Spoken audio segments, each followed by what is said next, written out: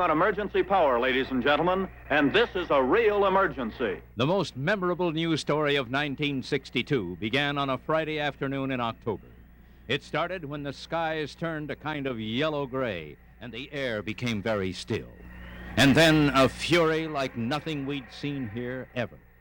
Here was a windstorm of such magnitude it became one of those events whose witnesses would forever remember where they were and what they were doing when the wind struck.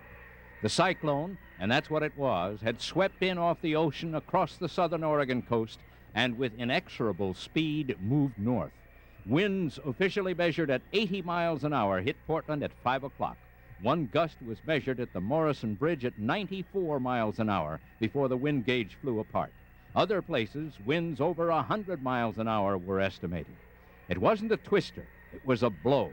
Giant fir trees snapped off like matchsticks. Parks were especially hard hit. Windows were shattered. Great sheets of metal whistled through the air. People took shelter wherever they could find it. Hundreds were hurt by the blast. In a space of 3 hours, it was done. Winds had died down to 25 to 40 miles an hour, and the assessment of damage and cleanup began. Radio and television stations had been knocked off the air for various lengths of time. TV was largely useless, however, because most homes were without power and could only get the news from battery-powered radios. And for most parts of metropolitan Portland, power was off from 5 to 7 days. Food in freezers spoiled, dry ice plants couldn't keep up with the demand, stores ran out of candles and white gas for camp stove. Much of the remote but costly damage occurred in the forests. In Central Oregon, hundreds of acres of pine trees were flattened. In all of Oregon and Washington, that Columbus Day storm caused $232 million in damage, and it took 21 lives. As windstorms go, it is still the most destructive thing this part of the country has seen this century. This was the staff that reported events that included the awful Columbus Day storm of 1962. 21 killed and hundreds injured. Property damage was nearly $250,000. Former newsman Tom Morgan remembers difficulty in telling that story. We had no power. A lot of film was shot, and as I recall, it was several days before the Channel 2 got back on the air, and most of our audience, a lot of our audience was still not on the air to receive a signal. Right, because they had no electricity either. They had no electricity either. You only have to mention the Columbus Day storm to any long-term Northwest resident, and they'll certainly remember October 12, 1962. It was the strongest storm that ever hit the Northwest in recorded weather history. It came ashore in Northern California and swept northward through the narrow Willamette Valley.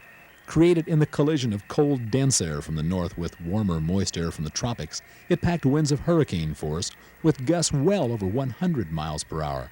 And when it was over, almost 50 people had died in the Northwest, and property damage amounted to almost $250 million, more than the normal U.S. total for tornado, hurricane, and hail damage for an entire year.